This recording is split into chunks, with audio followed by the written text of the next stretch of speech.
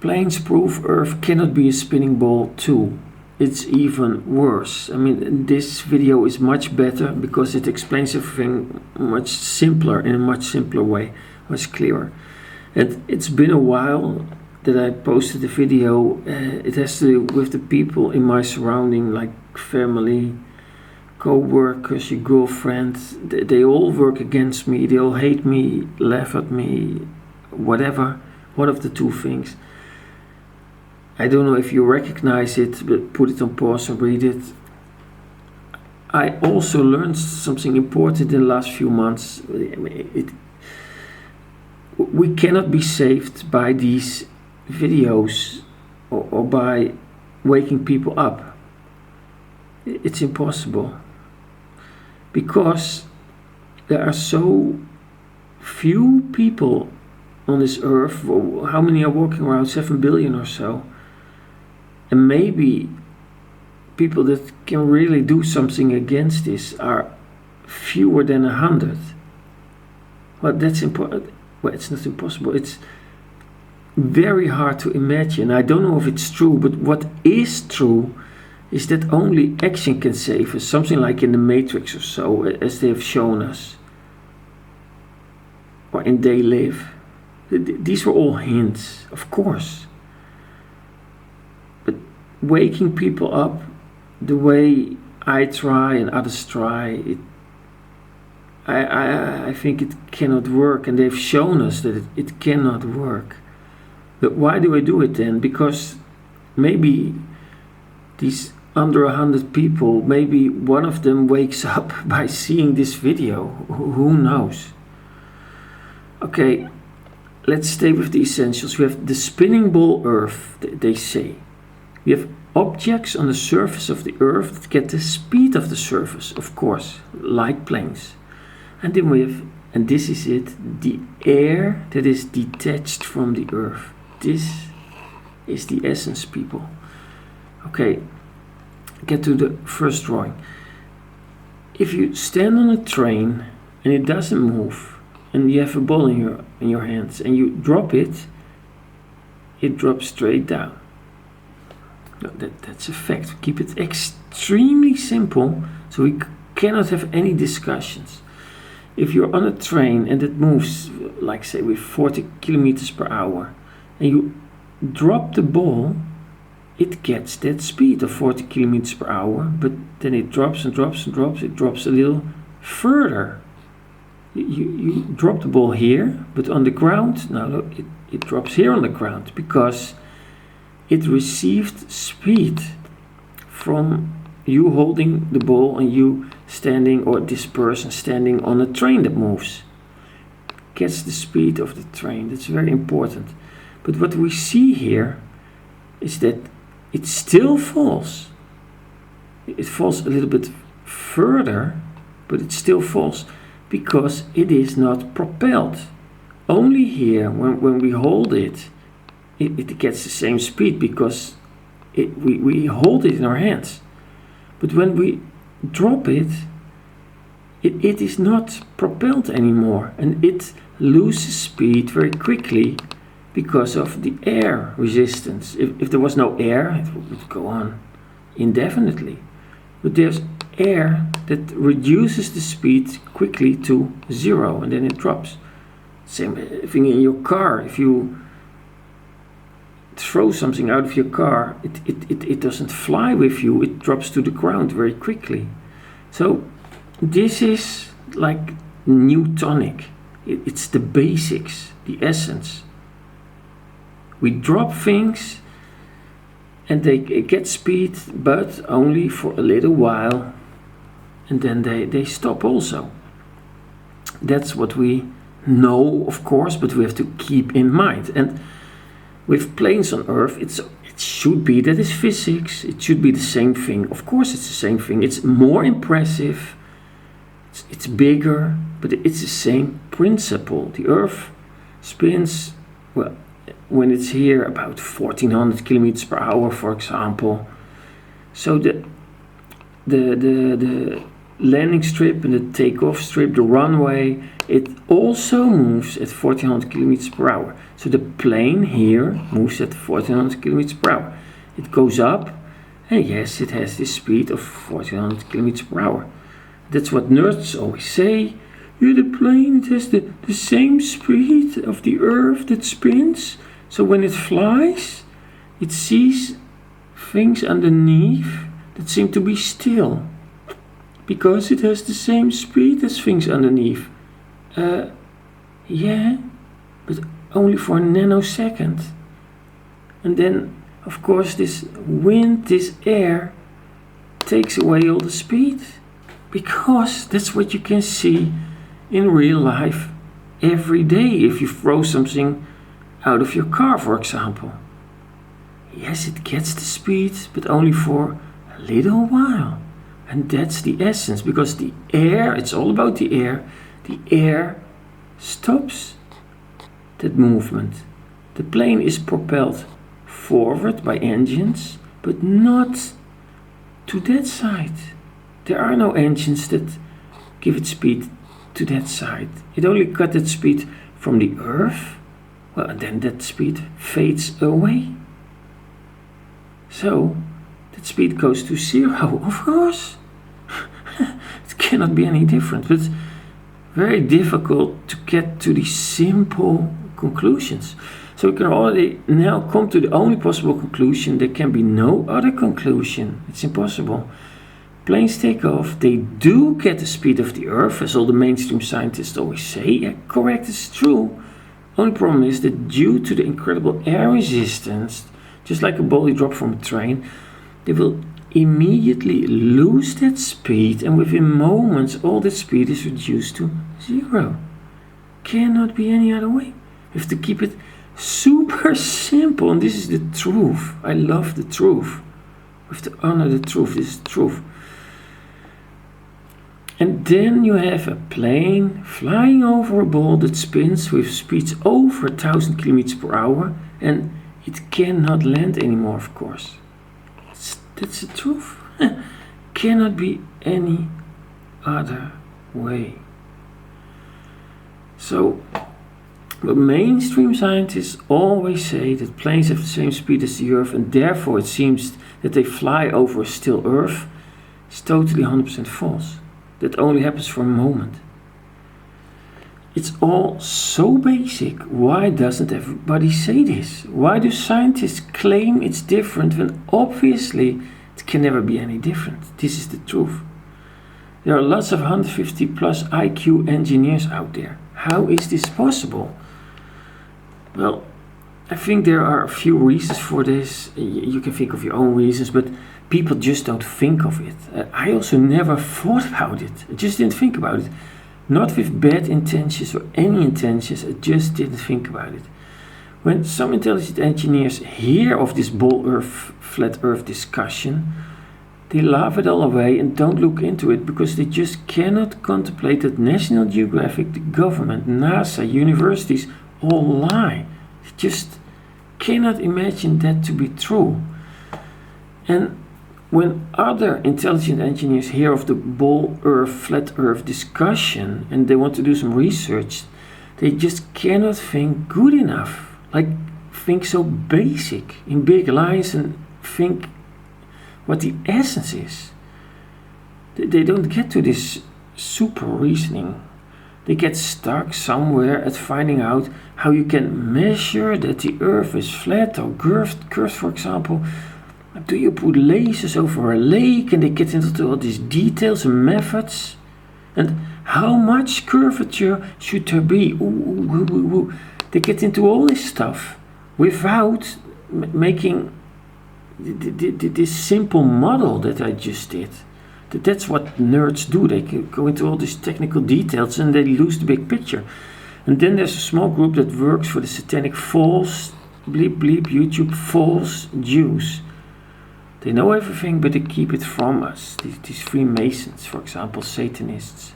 I think that's roughly right. Maybe you have a better explanation. I think that's a good explanation. And let's take another small look at the whole problem. we have the Earth, it's spinning, and they built all these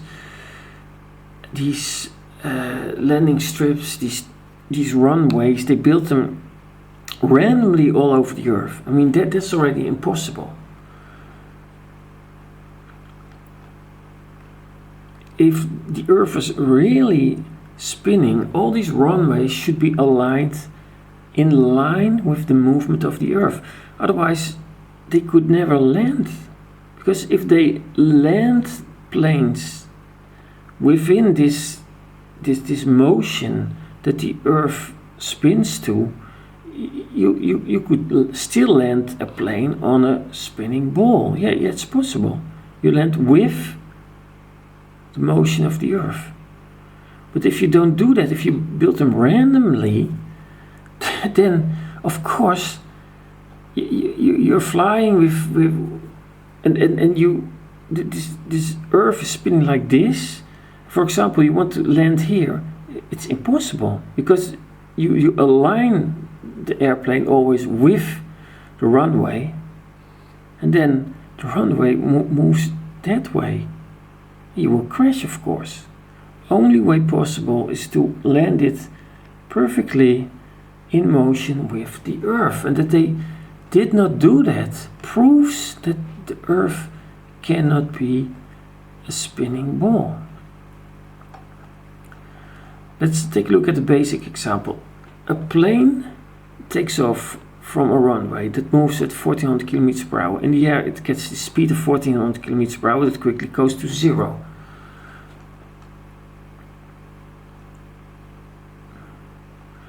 Because all this air, it bumps into it. Billions of air molecules bump into the airplane that moves that way at 1400 km per hour, and it slows it down very fast, of course. But let's think even more. Is that even possible? What? Well, that the plane is in the air with 1400 km per hour. Is that even possible? Wouldn't the engines to the side that moves through the air the first, and engines that are here, it moves that way, wouldn't they break off? What about the landing gear that's out at the start, and the tail, I mean this tail that is up, wouldn't they catch all the wind? Of course this would break off immediately. 1400 kilometers per hour, this plane moving through the air. I mean, that's impossible, of course. Plane is specifically designed to move aerodynamically forward through the air. I mean, when you do proper thinking, it gets crazier and crazier.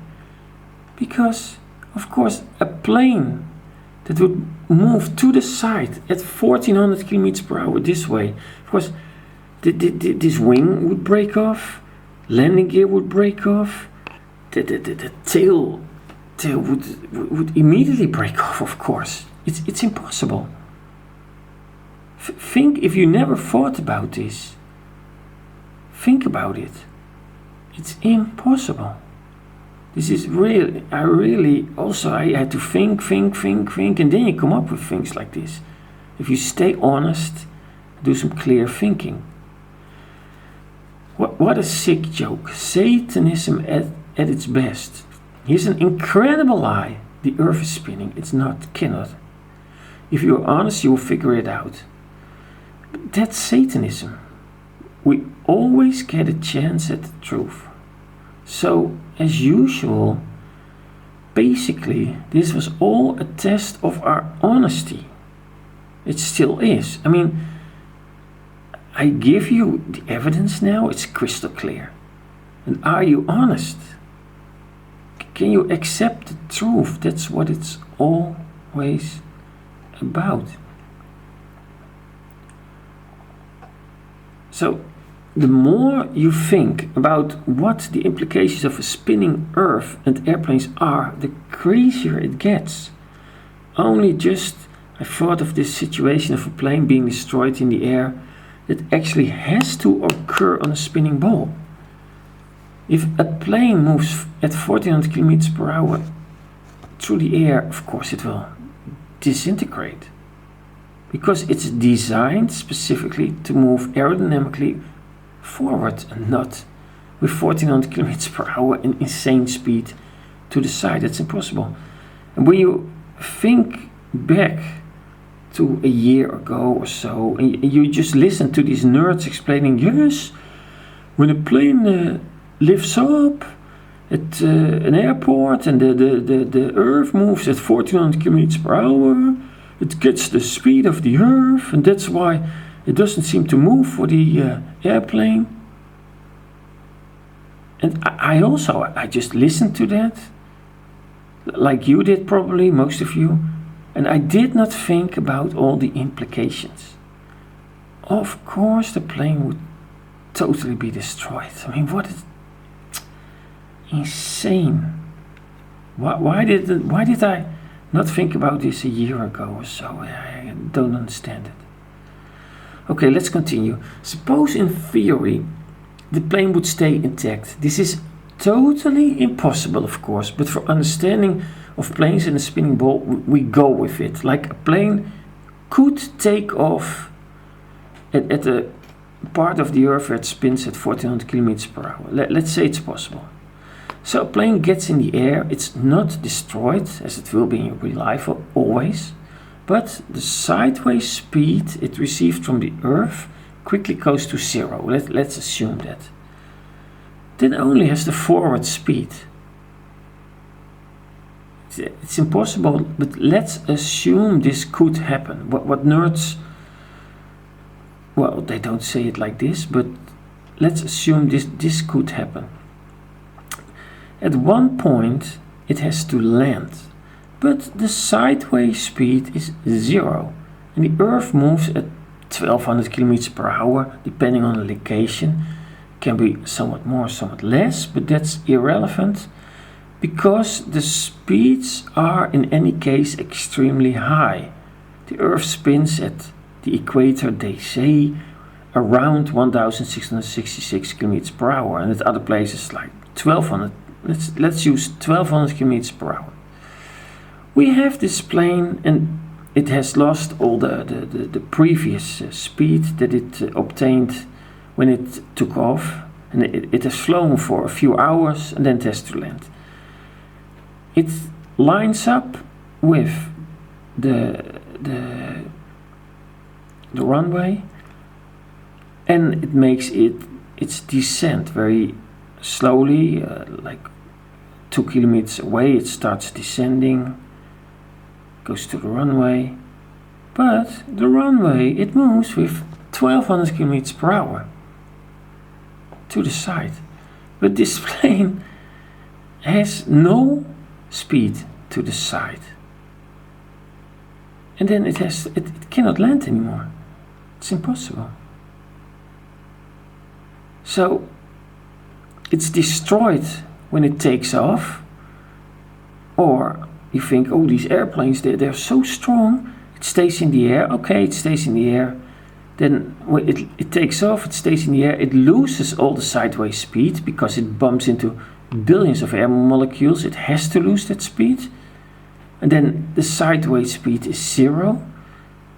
And then it has to land on a spinning ball that moves at, for example, 1200 kilometers per hour. Either way, totally impossible. It's totally impossible. Conclusion, there can be only one conclusion. Airplanes cannot behave like they do in real life, like randomly take off or randomly land on a spinning ball. That's impossible. It's not a little bit possible, it's 100% totally impossible. Can be no any explanation or whatever, it's impossible. But they do fly everywhere, and they do land everywhere in random directions, so it means Earth cannot be a spinning ball, period. It has to be a still flat. The planes that move in all directions, they prove it. It has to be a still flat. So I know everybody is high from success in the workplace, holidays, lots of money, free pension, free government's money, free porn, free music, dumb series on TV, video games, etc. But understand, some of you understand, like these are all things to distract us, like it says in the Protocols of Zion. Distract the people with sports and entertainment. Well, and all these other things that we are distracted now with, video games, for example. That's new, but also very distracting. So everybody is distracted. But still, maybe a few people, it's for the few men and even fewer women that still can think straight. The implications of this are, of course, extreme. That the earth is not a spinning ball. It cannot be. The planes prove it. It's impossible. It's totally impossible. So this picture that was made, I don't know, around 1900 somewhere, of course it's totally correct.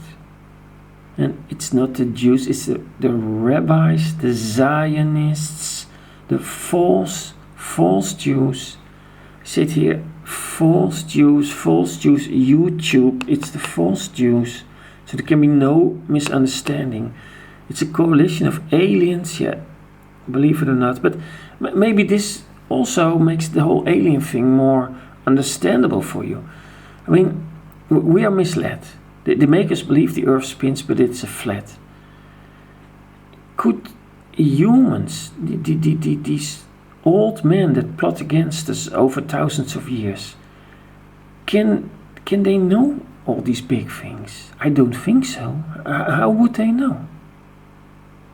So this is more proof that the alien thing is very real. The coalition of aliens and satanic false Jews, they rule us. Sorry. So they lied about this, but I studied it, believe me, or study it yourself even better. World War I, World War II, all different than they were taught to us how they are. Bible, Jesus, it's all different. Founding of America, Europe, founding of Europe, it's all different. AIDS doesn't exist, Ebola doesn't exist, Russian Revolution different, Cassidy Stay shooting different, Mandalay shooting different, 9/11 different, racism different, feminism, space, Trump, Marilyn Monroe, Prince Jim Morrison murders, Napoleon, Tsar of Russia, Kennedy, etc., etc. The list is almost endless, people. And this is very heartbreaking. It's very, very tough to realize that everything is a lie. All big things, they're all a lie, all set up. But this makes perfect sense that everything is a lie, that most of it was thought out before it happened. History has to play out the way we wrote it, Earthman. That's the truth. That's the reality of the world we live in, but nobody understands. Almost nobody. Aliens, they wrote the history and now they're trying to make it come true, and they are succeeding, of course.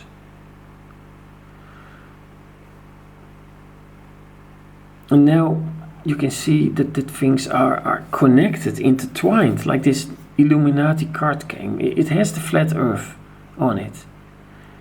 It says, flat earthers' weird alternate geology has led him to a gold strike. Like, this is the truth, people. The Illuminati card game that already had 9/11 in it before it happened, of course.